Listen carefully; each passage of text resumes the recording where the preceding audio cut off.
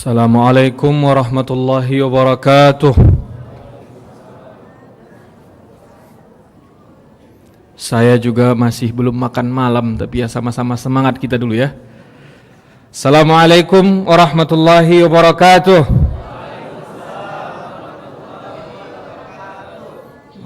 Bismillahirrahmanirrahim. Alhamdulillahi rabbil alamin. Wassalatu wassalamu ala sayyidil mursalin sayyidina Muhammadin wa ala alihi wa ashabihi ajma'in, amma ba'du. Segala puji syukur kita ucapkan kepada Allah Subhanahu wa ta'ala. Salawat salam kepada Nabi besar Muhammad sallallahu alaihi wasallam, yang mana syafaatnya sangat kita harapkan di hari ketika tiada berguna apapun yang kita punya, dan semoga kita termasuk umat yang mendapatkan syafaat. Amin ya rabbal alamin. Yang saya muliakan, yang saya hormati Dewan Kemakmuran Masjid Agung Sunda Kelapa. Yang saya hormati, yang saya muliakan teman-teman Rizka, terutama para pengurus. Semoga selalu diberkahi oleh Allah Subhanahu wa ta'ala. Yang saya hormati, yang saya muliakan bapak-bapak, ibu-ibu yang hadir di majelis yang kita muliakan ini. Malam ini sama-sama kita mau mengkaji seorang yang sangat menginspirasi, seorang yang berjuang jiwa raga harta demi menebar manfaat untuk semua. Dialah Nabi besar Muhammad sallallahu alaihi wasallam. Bapak-bapak, ibu-ibu yang saya muliakan, teman-teman remaja Islam Sunda Kelapa, jika bicara Rasulullah sallallahu alaihi wasallam, maka ada 3 pilar yang luar biasa dari Rasul. Pertama, Nabi mengajarkan kita beribadah. Dan alhamdulillah umat Islam sangat fokus belajar pilar pertama ini. Maka banyak umat Islam yang memastikan agar ibadahnya sama dengan Rasulullah sallallahu alaihi wasallam, agar salatnya persis dengan Rasulullah sallallahu alaihi wasallam, agar puasa, zakat, haji, bacaan Al-Qur'annya persis dengan Rasulullah sallallahu alaihi wasallam. Bahkan ibadah-ibadah sunnah seperti cara berpakaian pun umat mencontoh Rasulullah sallallahu alaihi wasallam. Bahkan sampai penampilan, tidak jarang sekarang laki-laki yang pakai jenggot kita temui di Indonesia. Kenapa? Karena penyampaian wilayah ibadah sangat luar biasa di tengah-tengah umat Islam. Yang kedua, guru saya mengatakannya mengistilahkannya dengan aktivitas Rasulullah sallallahu alaihi wasallam sehari-hari. Kalau kita lihat, lebih fokus mana umat tentang ibadah atau aktivitas? Pasti ibadah. Coba saya tanya kita semua, aktivitas kita sudah seperti Rasulullah tidak? Belum. Kalau sudah mulai pengajian, Rasulullah mengajarkan untuk diam, tidak boleh ngobrol. Itu aja nggak bisa kita lakukan hari ini.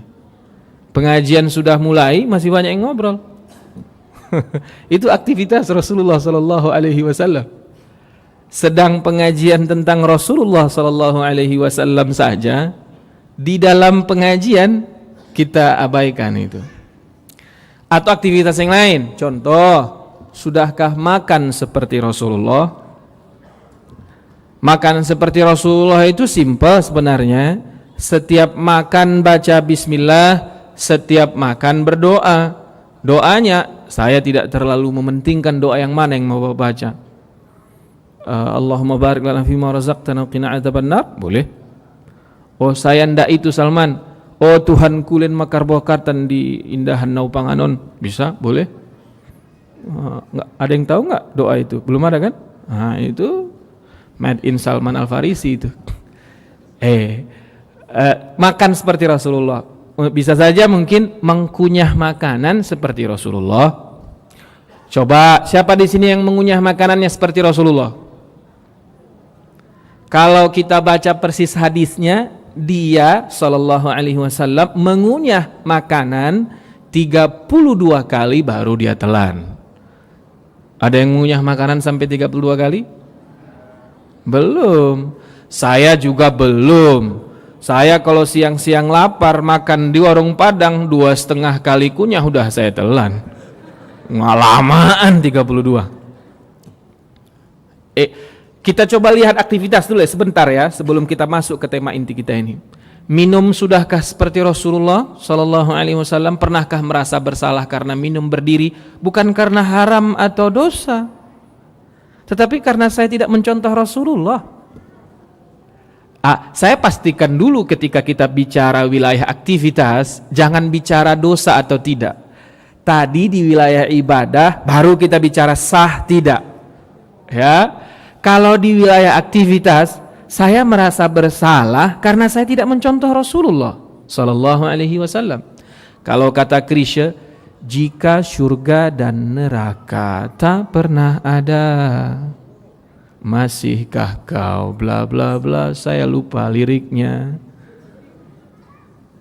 Bila bicara wilayah ibadah, kenapa umat fokus mencontoh Rasulullah? Karena bila tidak sesuai Rasulullah, ibadahnya tidak sah. Kalau ibadahnya tidak sah, maka kemana? Atau kalau ibadahnya sah, maka ada surga, ada Tapi kalau tidak persis minumnya seperti Rasulullah, enggak masuk neraka. Maka umat tidak begitu penting. Malah saya sering dibilang norak kalau bahas itu. Masa sih harus persis seperti Rasulullah? Sudahkah kita tadi kemarin naik motor, naik mobil, naik angkot, naik kereta, naik bus. Sudahkah kita berkendaraan seperti Rasulullah mengendarai kendaraannya? Atau tadi karena macet ngebut sana, ngebut sini, salib sana, salib sini, nggak peduli orang mau duluan, semuanya mau duluan. Tapi sholat maghribnya dia tanya ustadznya, Ustadz, sholat maghrib itu sebenarnya 3 rakaat atau 3,5 rakaat? Tapi tidak ada orang yang nanya ke saya, Salman, boleh enggak kalau lagi macet lampu merah saya terobos? Karena tidak ada orang yang merasa bersalah saat terobos lampu merah. Fine aja, mau jenggotnya panjang, mau serbannya pendek, mau jubah, santai orang itu dalam hal itu. Rasulullah sallallahu alaihi wasallam kalau ada zaman kita ini, bapak, ibu, adik-adik, teman-teman semuanya, maka dia tidak mengajarkan kita tentang sholat 5 waktu. Dia akan mengajarkan kita bagaimana cara beraktivitas dengan baik. Karena Nabi lihat, kok ya orang rajin sholat, aktivitasnya kok tidak seperti saya. Aktivitas. Kalau tadi tensi contoh ibadah hampir di 85%, maka tensi mencontoh aktivitas menurun di angka 45%. Ada pilar ketiga.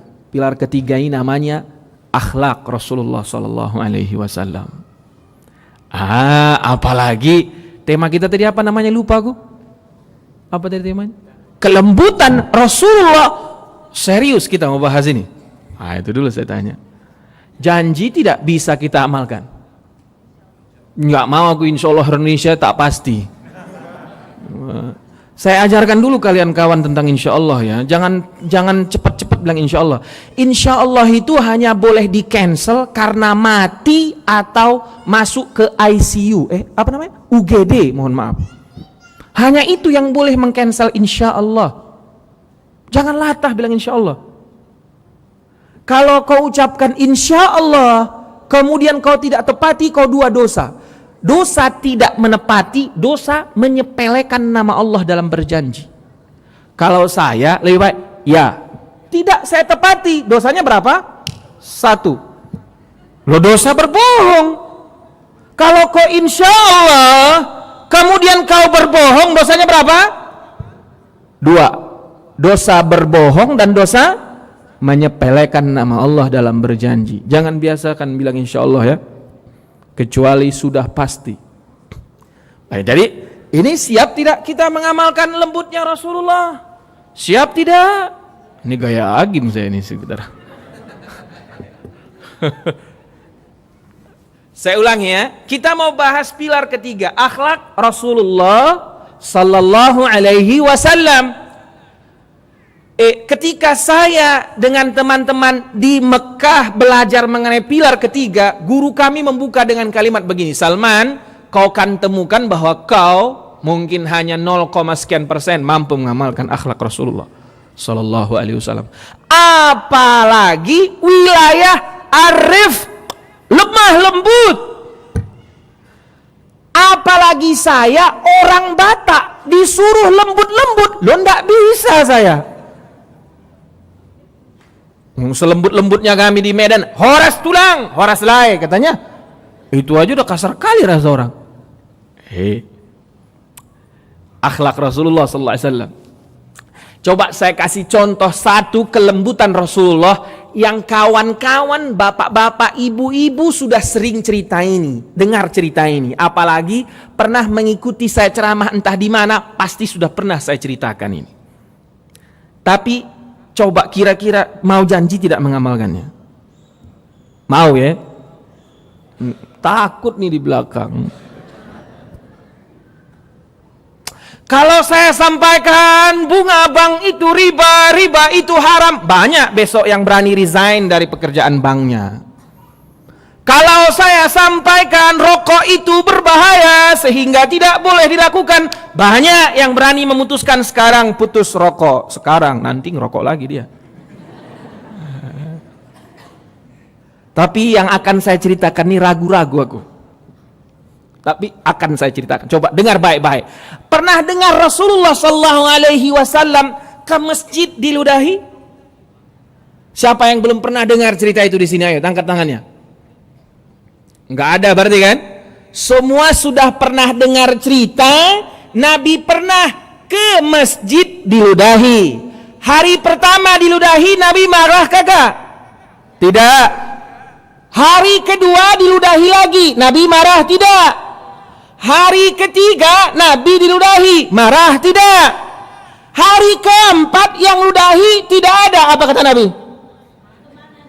Temennya dia tanya, yang ludahin gue kemana? Jawaban teman tongkrongannya apa? Sakit. Nabi pergi ke warung ucok sebelah beli paracetamol sama apel, Pak. Tahu warung ucok nggak? Ada yang rumahnya dekat dengan warung ucok tidak? Nggak ada ya, kejam sekali kawan-kawan ini, nggak ada. Hari keempat yang ludahi tidak ada, Nabi menanya kemana? Sakit loh, Nabi beli obat. Berkunjung ke rumah yang ludahi, tok tok tok, assalamualaikum. Dipikir yang ludahi bahwa Nabi kita ini pengecut, mau menghantam dia saat dia sakit. Jangan kau takut lah, saya datang mau bawa kau obat, ku dengar kau sakit. Masuk Islam kawan itu gara-gara itu, Pak. Ada yang sanggup mengamalkan ini? Saya jawab aja, saya juga tidak sanggup. Jadi jangan ludahi aku nanti di bawah, ku hantam kau.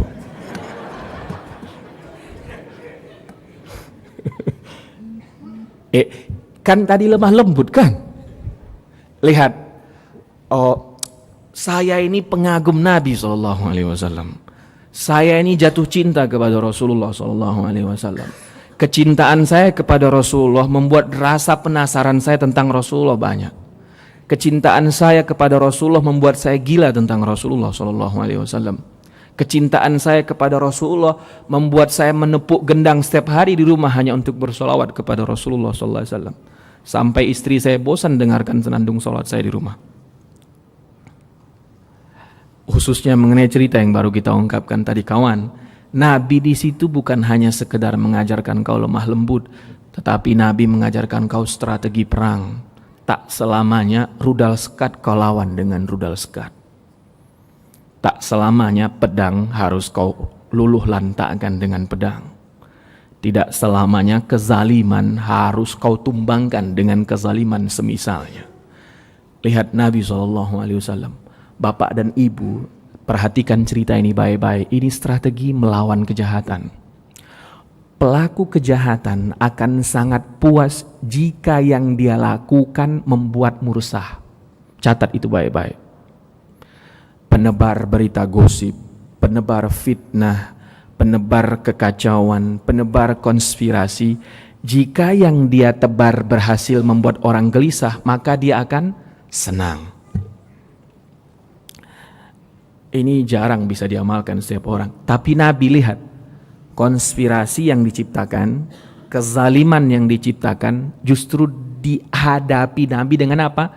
Kelemah lembutan dan ketenangan. Apa efeknya?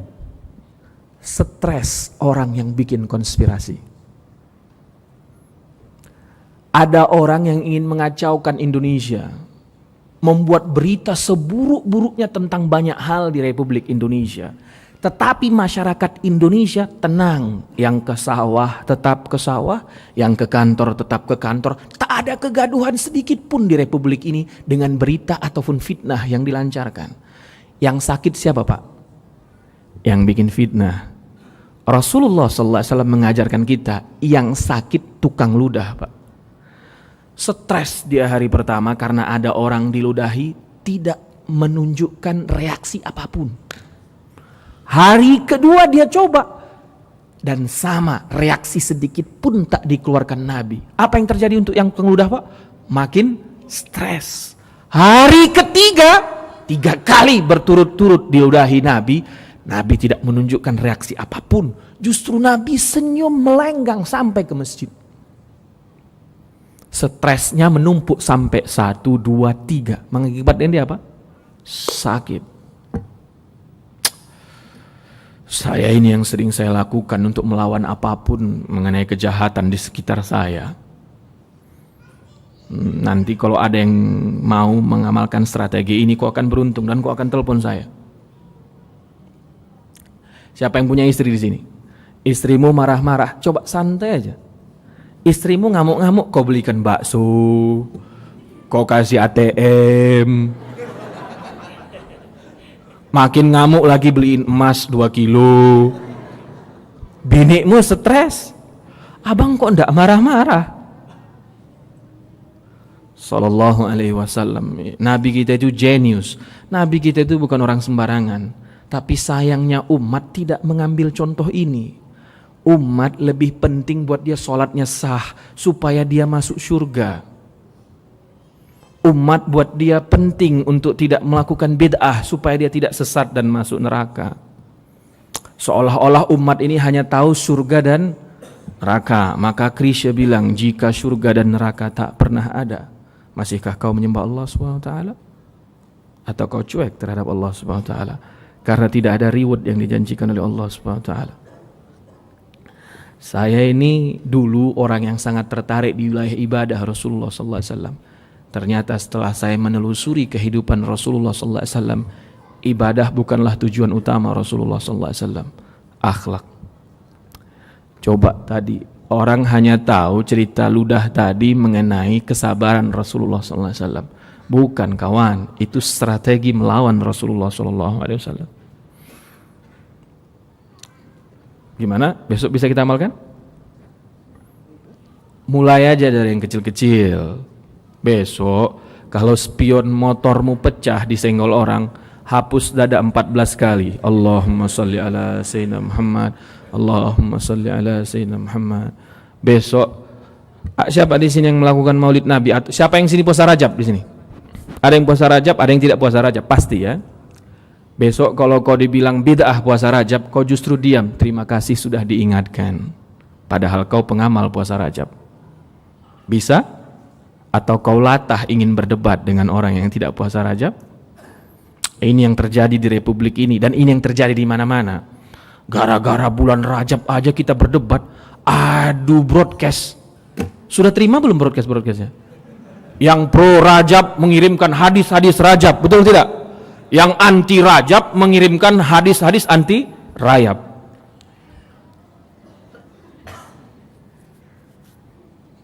Sekelas itukah Islam kita?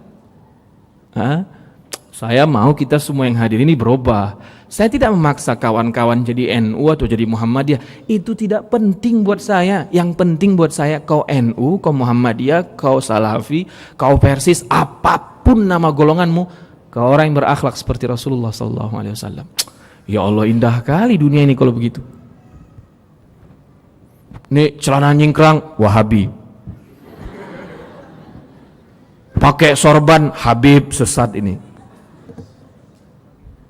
Kalau kunut, bid'ah ini. Ya Allah, entah siapa yang ngajari kayak gitu di dunia ini, aku pun tak tahu. Saya ulangi lagi. Ayo, cerita ludah tadi harus kita amalkan. Mulai dari yang kecil-kecil. Tunjukkan kelemah lembutanmu mulai dari yang kecil-kecil. Mulai hari ini dong. Ayo kita mulai dari hari ini, mari sekarang. Nanti sampai di rumah, coba kau ukur sekuat apa tekanan lemah lembut dalam kehidupanmu kawan sehari-hari. Coba nilai dirimu. Selama ini seperti apa sih sifat kelemah lembutan saya? Nah, sesudah nanti kau bahas satu persatu, kawan-kawan terutama remaja ini ya. Saya terutama remaja, yang tidak remaja juga terutama ya. Coba nanti list. Mulai besok kurangi satu. Contoh yang naik motor. Saya tidak akan pernah lagi melakukan lawan arah jalan kemanapun. Ada yang sanggup mulai besok? Enggak sanggup ya?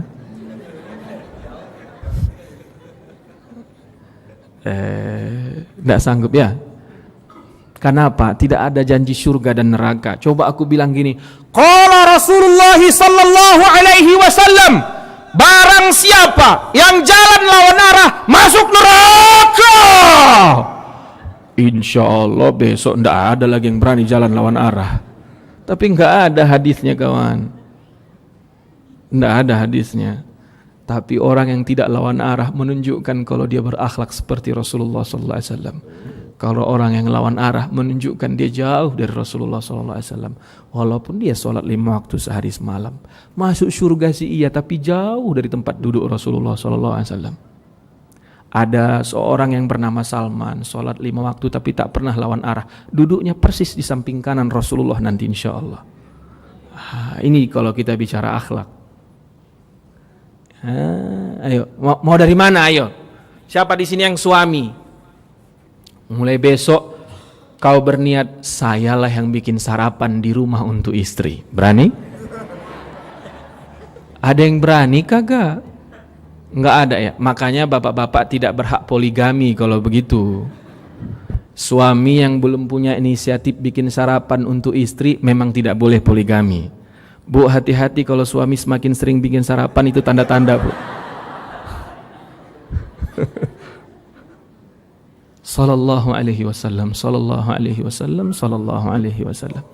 Ayo, saya mengajak sekali lagi, mulai dari hari ini, ya. Mulai, hitung nanti malam ya. Hitung nanti malam. Kebiasaan buruk apa sih yang merugikan banyak orang yang kau lakukan sehari-hari? Mulai, nanti kurangi satu-satu. Mudah-mudahan besok kelas kita sampai diludahi pun kita tidak marah. Mak, paten kali kau itu, Pak. Tentu tidak bisa simsalabim abrakadabra, tidak bisa. Semuanya butuh proses. Maka saya ajak kawan-kawan jalani prosesnya. Bikin negatif apa sih?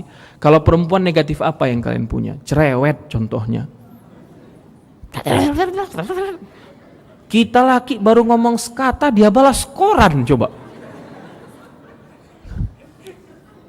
Coba besok kau jadi istri, kalau yang istri ya, saya akan berhenti cerewet.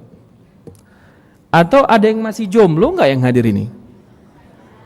Ya sudah, kalau masih banyak, coba amalkan akhlak Rasulullah SAW. Hai perempuan terutama, lemah lembutlah ketika menerima lamaran pria.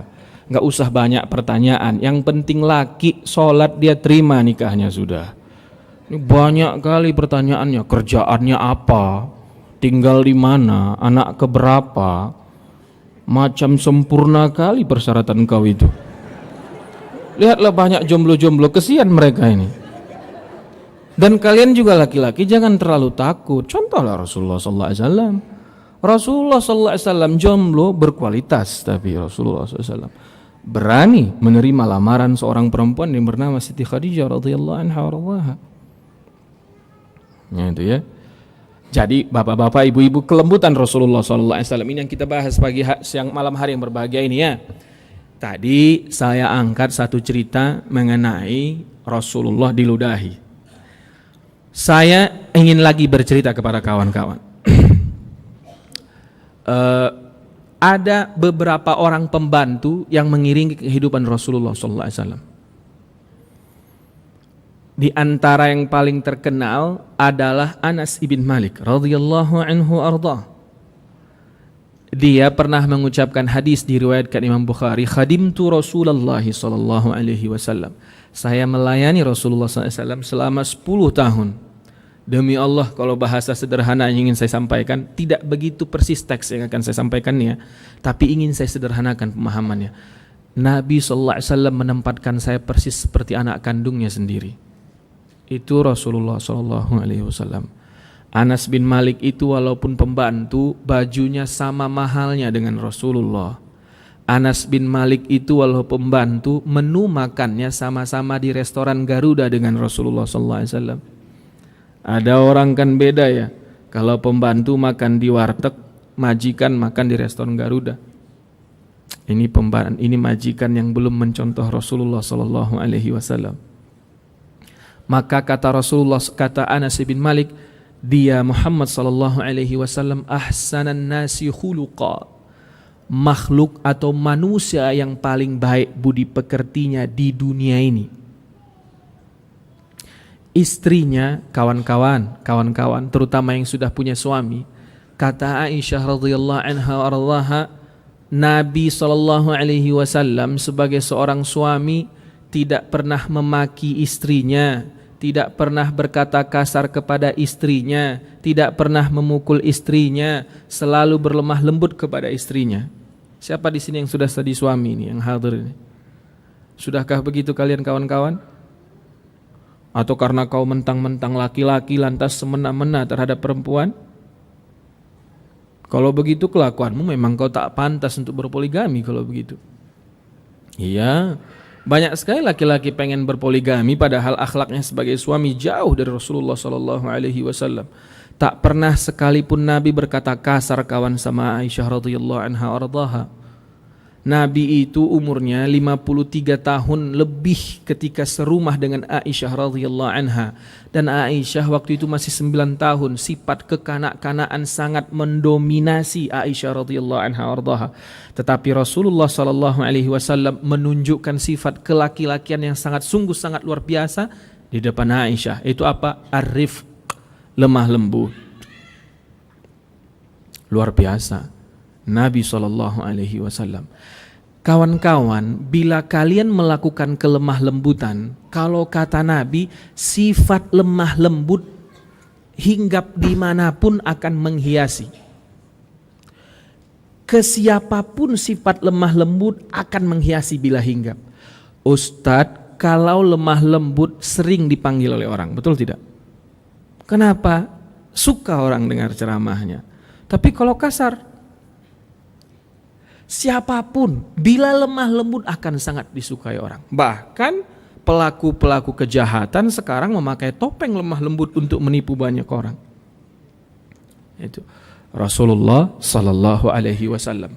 Kita sudah lihat bersama istri, kita lihat bersama pembantu. Saya ingin juga bercerita kepada kawan-kawan semua. Rasulullah sallallahu alaihi wasallam juga lemah lembut terhadap orang yang mohon maaf kuat bodoh. Cerita yang sangat terkenal. Cerita ini terkenal, tapi akan saya ulangi cerita ini apa? Suatu hari ada seorang Arab Badu, orang kampung yang bodoh. Orang kampung, orang udik kalau kata orang kampung kita di sini. Ya kan? Datang ke Masjid Nabawi mencari Muhammad sallallahu alaihi wasallam, dan dia waktu sampai ke area Masjid Nabawi kebelet pipis. Tanpa tedeng, aling-aling namanya orang kampung, dia buka resleting celananya, disemprot aja. Rupanya tempat dia menyemprotkan air itu di mana? Masuk dalam koridor Masjid Nabawi, masjidnya Rasulullah sallallahu alaihi wasallam. Semua sahabat menarik pedangnya. Kenapa? Karena mereka marah. Sama kayak kita. Kita kalau ada orang pakai sepatu masuk ke Sunda Kelapa, bisa kita haus diri itu orang. Itu kita nggak bisa kita seperti Rasulullah sallallahu alaihi wasallam. Kita lebih sering marah kalau Islam diapa-apain. Tidak tenang kita. Terutama generasi kita ini gampang kali marah dan gampang kali dibuat marah. Berita hoax saja bisa membuat umat Islam marah. Berita tak betul membuat orang marah. Dan anehnya umat Islam kok cepat percaya sama berita yang tak betul. Wallahu alam. Kita sambung cerita kita tadi ya. Ketika orang Arab Badu ini yang bodoh ini datang ke Masjid Nabawi, kebelet pipis.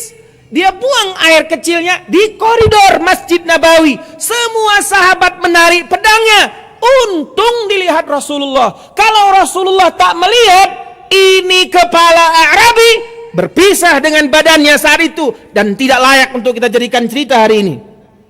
Tapi Rasulullah noleh ke belakang. Masukkan pedangnya kembali. Jangan ganggu dia sampai dia selesai buang air kecil. Suara Nabi pun dipelankan. Setelah si Arab Badu ini selesai, baru didatangi Rasulullah SAW. Dan Nabi baik betul. Bapak dari mana? Tentu setelah Nabi bersalam. Oh, saya dari kampung ini Jampang Kulon Sukabumi. Itu kan jauh kali itu kan. Udah ada yang pernah belum Jampang Kulon Sukabumi? Saya udah pernah. Saking jauhnya maka saya bikin itu contohnya. Saya dengar di Jampang Kulon itu ada orang namanya Nabi Muhammad. Ngaku begini. Saya mau ketemu. Nabi dengan senyum, saya Muhammad.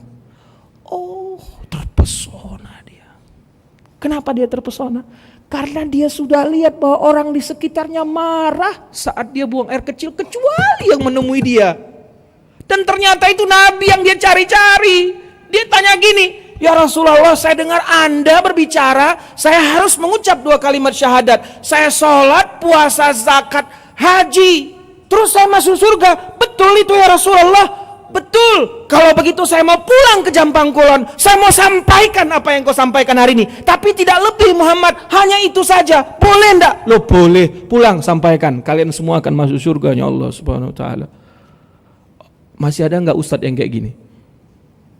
Jangankan umat, ustadz yang kayak gini aja udah enggak ada. Termasuk saya yang berbicara di depan yang enggak mampu saya begitu kawan. Ada yang kencing di Masjid Sunda Kelapa, aku gampar pasti. Iya. Belum sanggup saya, nggak usah juga saya sok-sok alim mampu mencontoh akhlak ini ya, nggak mampu saya. Marah kita, Palestina diapa-apain kita jauh di sini ngamuknya kita minta ampun, sumpah serapah kita terhadap Yahudi. Padahal Nabi tidak menunjukkan cara itu. Ini karena bab kita akhlak, makanya saya tanya tadi, sanggup tidak kita mengamalkannya? Kalau cerita sholat tahajud, nanti malam sanggup kita tahajud. Kalau cerita perang, jihad fisabilillah, Allahu Akbar, kita bawa senjata bisa hari ini. Tapi bila bicara akhlak, terutama kelemah lembutan Rasulullah, saya ketika menerima desain undangannya, aku aja nggak sanggup ngamalkan ini, disuruh orang pula aku menceramahkannya, aku pikir tadi. Tapi ayo coba sama-sama kita bahas. Itu sama orang bodoh, Nabi begitu.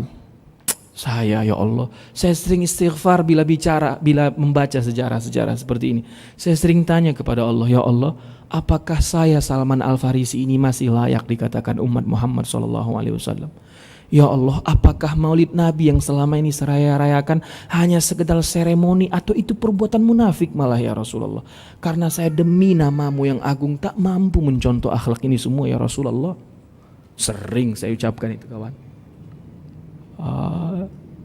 Atau saya bilang, ya Allah, apakah jubah yang saya katakan ingin mencontoh Rasulullah ini hanya keberpura-puraan saja ya Allah?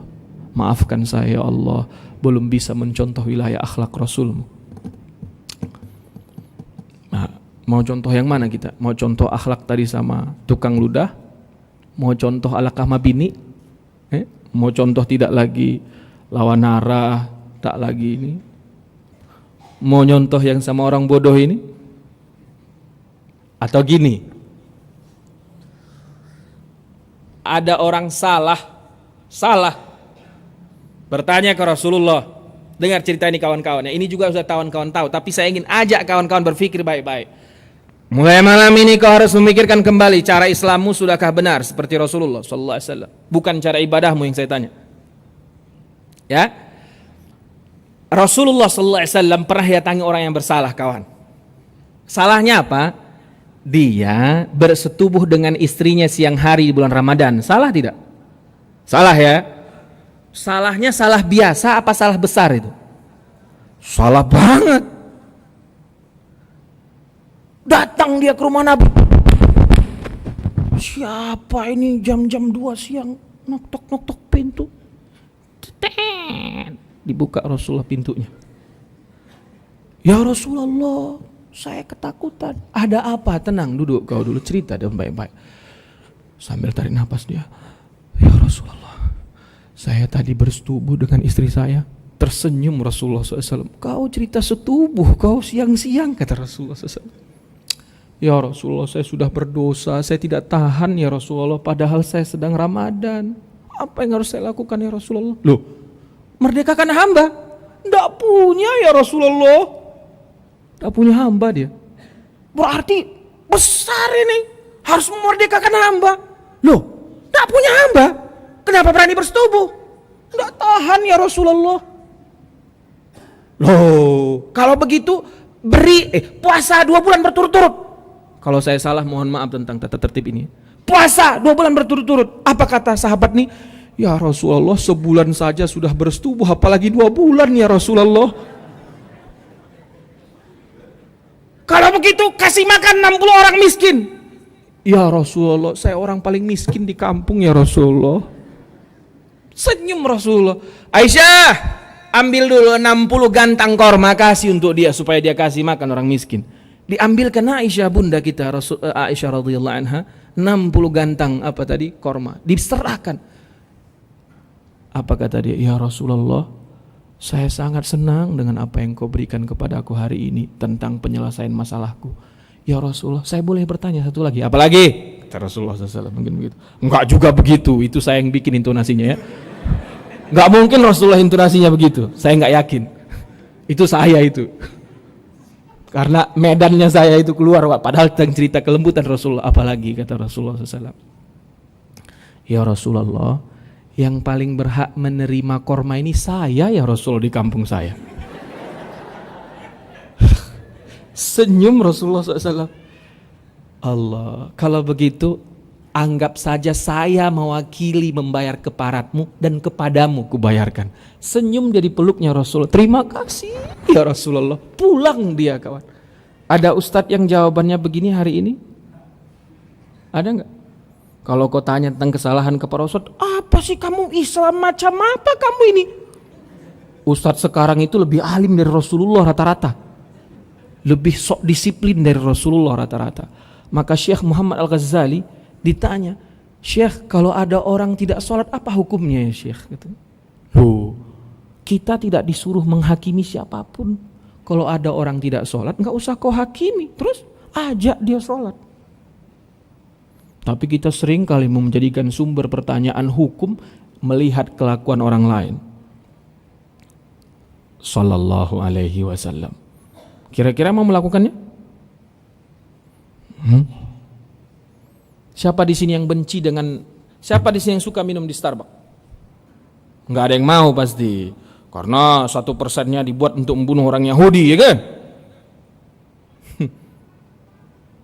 Pernah kalian dengar Rasulullah SAW memboikot siapapun? Kalau pernah, kasih saya hadisnya. Saya tunggu. Minta nomor handphone saya ke panitia Rizka. Ada hadis Nabi menyuruh orang memboikot produk siapapun? Kasih saya hadisnya.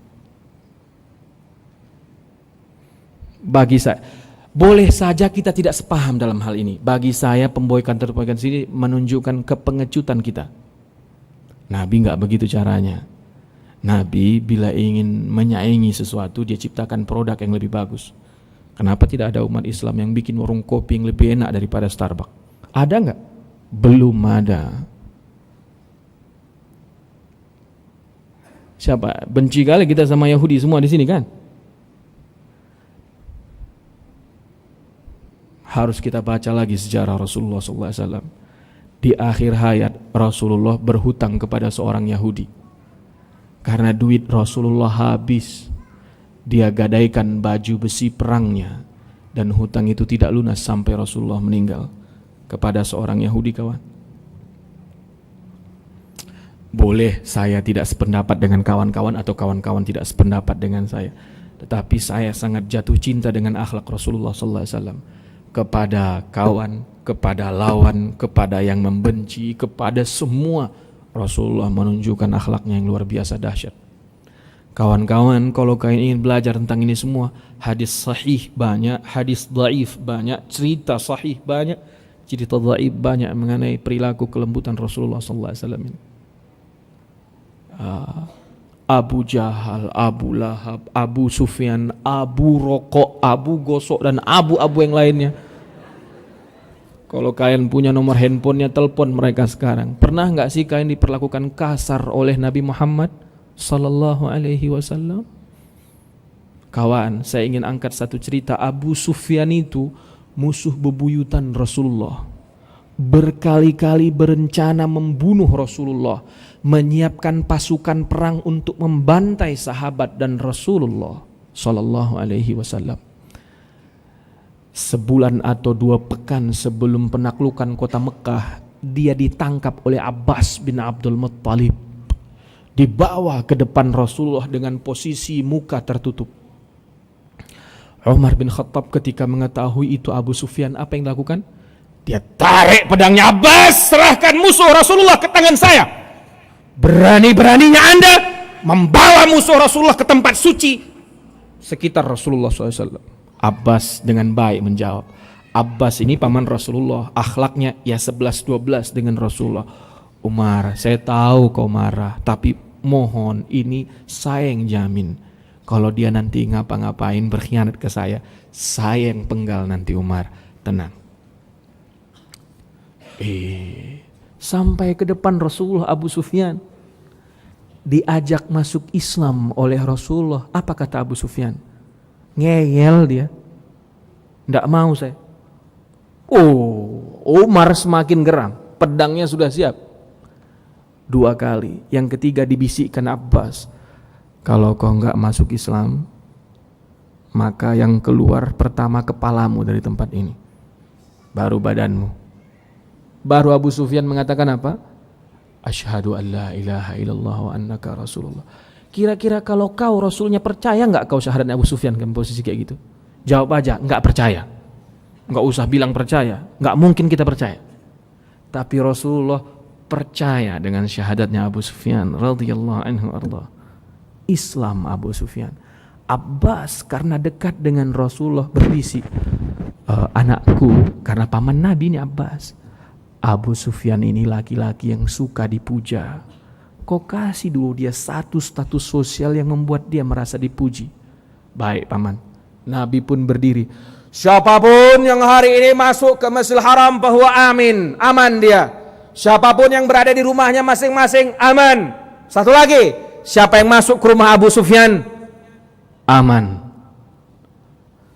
Akhlak Rasulullah SAW kepada musuh bebuyutannya. Kira-kira sanggup kita? Saya yang jawab. Saya tidak sanggup. Maka saya mengatakan mohon maaf kepada Allah Subhanahu wa taala. Saya bukanlah umat atau hamba Allah yang mampu mencontoh Rasulullah sallallahu alaihi wasallam. Maka saya selalu berusaha pelan-pelan, proses sedikit demi sedikit, sedikit demi sedikit, sedikit demi sedikit menuju akhlak Rasulullah sallallahu alaihi wasallam. Terutama tema kita pada malam hari yang berbahagia ini ar-rifq, lemah lembut. Saking lemah lembutnya Nabi, Allah berfirman di dalam Al-Quran sebagai penutup pengajian kita ini. Udah 1 jam kita kan ya? Apa kata Allah SWT? A'udzu billahi minasy syaithanir rajim. Bismillahirrahmanirrahim. Laqad ja'akum rasulun min anfusikum azizun 'alaihi ma 'anittum harisun 'alaikum bil mu'minina raufur rahim. Ini surat Taubah. Ayat berapa? Lupa aku. Tetapi ini ayat kedua sebelum akhir surat Taubah. Ayat terakhir, ini ayat sebelum terakhir. Nanti buka, renungkan. Laqad ja'akum rasulun min anfusikum azizun 'alaihi ma 'anittum. Terasa meresahkan hati Nabi segala yang meresahkan kita. Azizun 'alaihi ma harisun 'alaikum. Sangat peduli terhadap kalian. Bil mu'minina, dengan orang-orang yang beriman, raufur rahim. Saking paripurnanya akhlak kelemah lembutan Rasulullah sallallahu alaihi wasallam, Allah memilihkan bahasa raufur rahim untuk siapa? Rasulullah sallallahu alaihi wasallam. Apa itu raufur rahim? Ada yang tahu enggak? Kenapa saya anggap istimewa dia? Ada yang tahu enggak kenapa?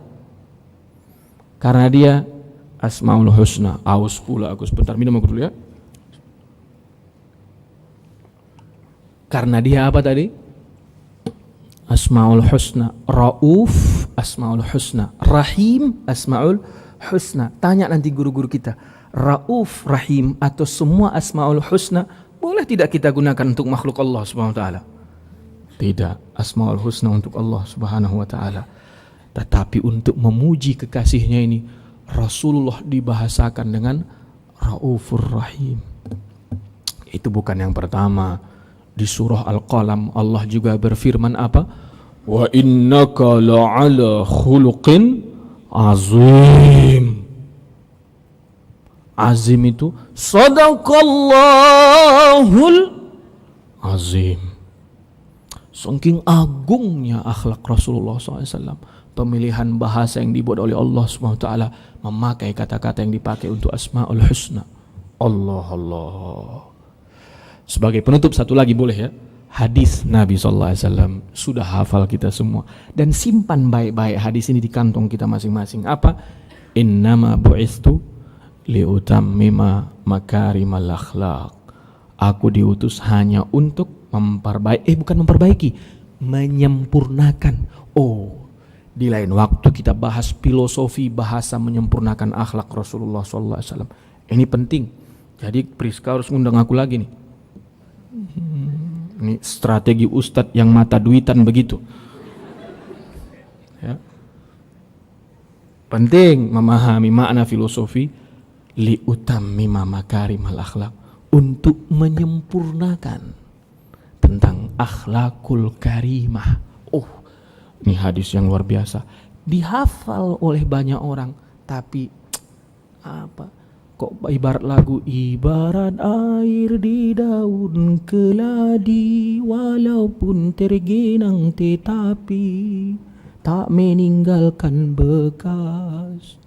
Hafal hadisnya tak bisa memahaminya, apalah lagi mengamalkannya. Apa hadisnya tadi? Innama bu'istu liutammima makarimal akhlaq. Ini saja yang bisa saya sampaikan pada malam hari yang berbahagia untuk teman-teman remaja Islam Sunda Kelapa dan kepada bapak-bapak, ibu-ibu semua yang hadir. Semoga bermanfaat. Jika ada yang baik itu datang dari Allah Subhanahu wa taala murni. Jika ada yang salah maka sesungguhnya ilmu saya tidak ada. Billahi taufiq wal hidayah. Mohon maaf atas segala yang salah. Assalamualaikum warahmatullahi wabarakatuh. Waalaikumsalam warahmatullahi wabarakatuh. Alhamdulillah. Silakan Ustaz diminum dulu Ustaz. Sebelum ditutup pengajian pada malam hari ini, kita buka sesi tanya jawab, Ustaz. Boleh, Boleh? kalau masih kuat boleh. Mungkin kita batasi buat penanya, Ikhwan satu penanya, Ahwat satu penanya. Baik. Silakan. Silakan. Assalamualaikum warahmatullahi wabarakatuh. Waalaikumsalam warahmatullahi wabarakatuh. Saya Irsal. Baik Rizal. Saya mau tadi menarik banget Ustaz pembahasannya. Masya Allah, Gul, Masya Sampai Allah. tergenang mata saya ini. Allah, itu Allah yang bikin bukan saya. Jangan kau ingat saya tentang cerita itu berarti. Kau harus ingat Allah Subhanahu wa taala. Ayo, silakan. Dan memang benar bikin kita malu gitu kalau misalkan Ya kita Rasulullah. mendengar perangai Rasulullah, tapi sementara kita yang ngaku umatnya justru sangat-sangat jauh gitu. Ustadz aja yang punya mungkin cukup bekal ilmu agama ngerasa malu dan Tidak 0, bisa. sekian persen, apalagi kita orang biasa gitu. Ya Allah. Pertanyaan saya Ustadz, tadi Ustadz singgung tentang kalau nggak salah Ustadz bilang sebelum Rasulullah meninggal, Rasulullah pernah punya hutang dengan orang Yahudi Benar. yang tentang menggadaikan baju perangnya. Betul. Dan itu saya masih agak rancu soal itu Ustadz, mohon penjelasan lebih lanjut Ustadz, itu aja. Baik, terima kasih. Terima kasih. Assalamualaikum warahmatullahi wabarakatuh. Waalaikumsalam warahmatullahi wabarakatuh. Langsung dijawab atau di Boleh, Boleh. langsung satu lagi pertanyaannya. Silakan. Yang dari ada teman-teman Ahwat mungkin? Dari Akhwat. Nih yang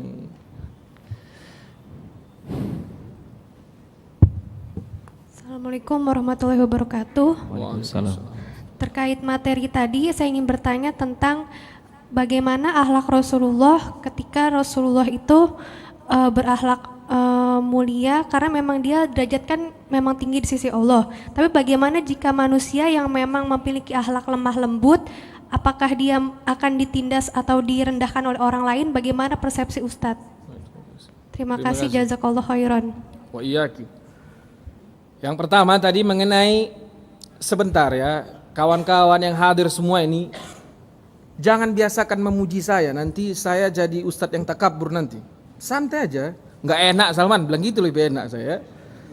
Karena kalau kau latih saya ini dipuji, saya sombong nanti. Bahaya saya. Kalau kau sesian sama saya kawan-kawan ibu-ibu bapak, nggak usah terlalu bilang gitu-gitu kali ya. Biasa aja ceramah. Nah gitu ya. Tapi saya senang kalau kita ikut merenungi akhlak Rasulullah SAW. Pertanyaan mengenai hutang Rasulullah SAW, itu memang ada hadis Rasulullah SAW diceritakan oleh para sahabat bahwa Rasulullah SAW terhutang karena kebutuhan hidup sehari-hari.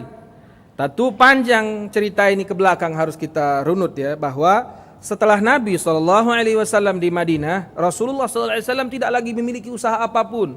Rasulullah fokus berdakwah, menyampaikan agama kemana-mana, melakukan ekspansi atau bukan ekspansi bahasanya, peluasan wilayah dakwah Rasulullah SAW, sehingga Rasulullah SAW jarang memikirkan kebutuhan sehari-harinya. Waktu itu dia butuh beberapa hal. Akhirnya Rasulullah SAW berhutang. Tapi nanti bila mana ada ustadz kita yang mengatakan tidak sahih cerita itu, tidak usah pusing kepala kita.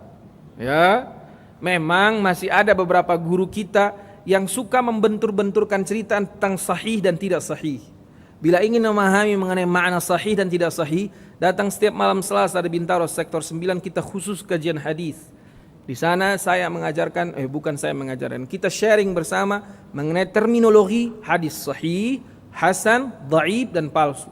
Karena banyak yang salah kaprah. Dan tidak bisa saya jelaskan malam ini langsung jedret, langsung kita paham. Tidak, itu butuh proses. Bagaimana kita bisa menghargai hadis sahih pada tempatnya, hadis hasan pada tempatnya, hadis dhaif pada tempatnya, dan hadis yang palsu ditempatkan pada tempatnya. Itu butuh proses. Maka saya tidak jawab untuk lebih detailnya ya. Tapi cerita itu belajar seperti yang pernah saya pelajari di Mekah. Belajarlah ketika bertemu cerita, ambil hikmahnya, lupakan sahih atau tidaknya. Bila ada baiknya, Mahatma Gandhi saja berbicara, layak nggak kita ambil? Bunda Teresa, ada yang kenal Bunda Teresa?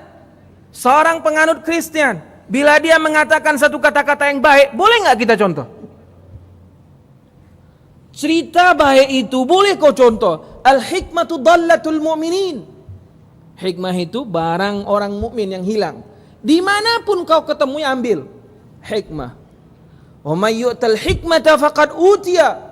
Siapa yang hafal Quran di sini ya? Siapa yang diberikan hikmah, dia diberikan kebaikan yang sangat banyak. Banyak ayat-ayat Allah tentang hikmah. Ini agak dilupakan memang. Maka saya tidak tadi menyinggung tentang kesahihan cerita karena saya ingin mengambil hikmah cerita. Ya, mudah-mudahan bisa kita ambil. Mana tadi adik saya ini ya? Lemah lembut itu kan Nabi diangkat derajatnya oleh Allah SWT. Apakah kita manusia biasa nanti tidak dicampakkan gitu ya?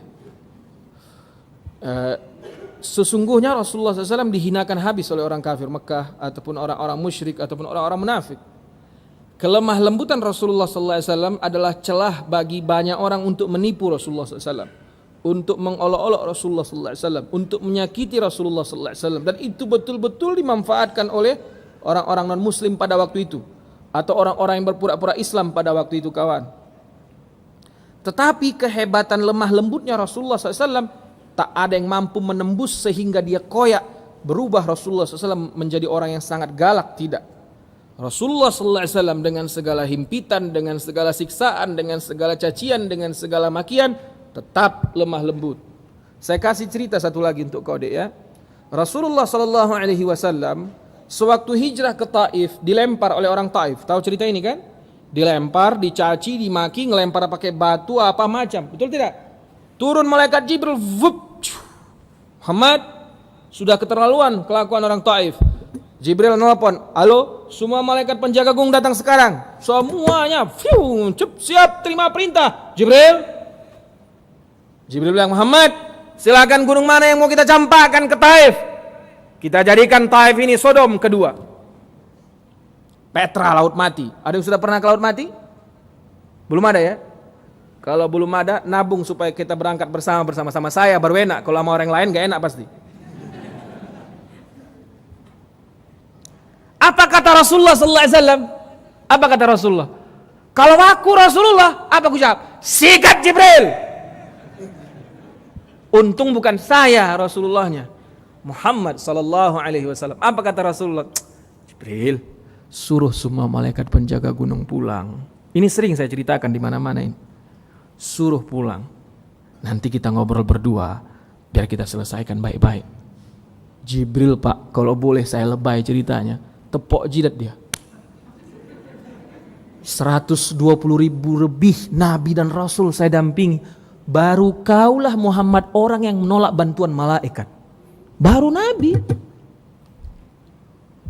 Suruh pulang Jibril.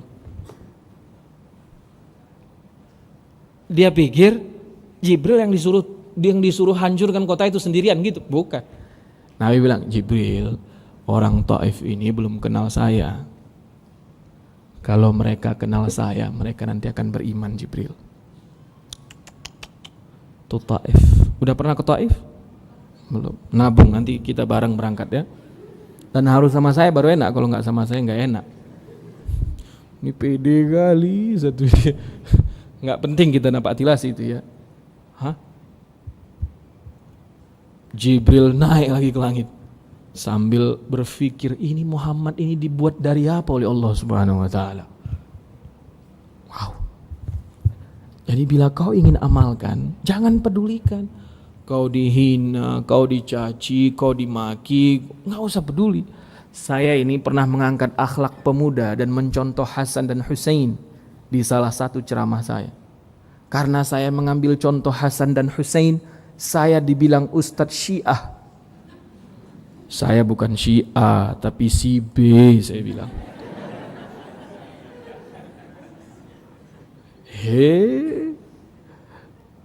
Boleh kita berubah jadi garang? Nggak boleh, harus belajar pelan-pelan. Nanti kita dihimpit di apa? Santai aja. Nanti Salman nggak ada loh yang dengar ceramahmu kalau kau dituduh Syiah. Kalau yang dengar ceramah saya ini cuma kambing sama ayam, saya akan tetap ceramah kepada kambing dan ayam, gue bilang. Itu kira-kira 4 tahun yang lalu itu cerita. Ternyata ketika saya berusaha memaafkan mereka, awal-awalnya panjang ceritanya, tapi saya belajar untuk memaafkan.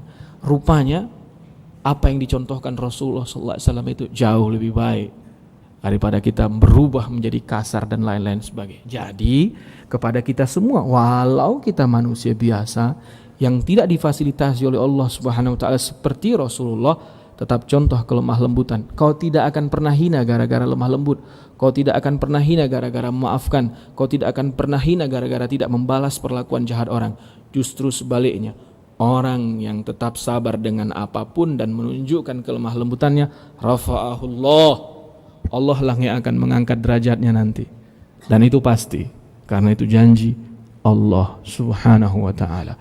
Ini saja mungkin yang kita sampaikan pada malam hari yang berbahagia ini. Semoga bermanfaat. Tidak boleh banyak-banyak belajar, yang boleh-boleh itu banyak-banyak mengamalkan. Ini aja udah banyak kali yang bisa tidak kita amalkan malam ini yang kita sampaikan. Rata-rata tidak bisa kita amalkan. Semoga Allah Subhanahu wa taala memberikan kita kekuatan mampu mencontoh akhlak Rasulullah sallallahu alaihi wasallam. Ala hadhihi al-Fatihah.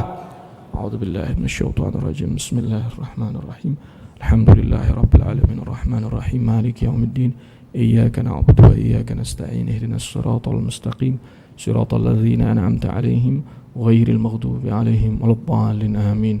Wabillahi taufiq wal hidayah. Mohon maaf atas segala yang salah. Assalamualaikum warahmatullahi wabarakatuh.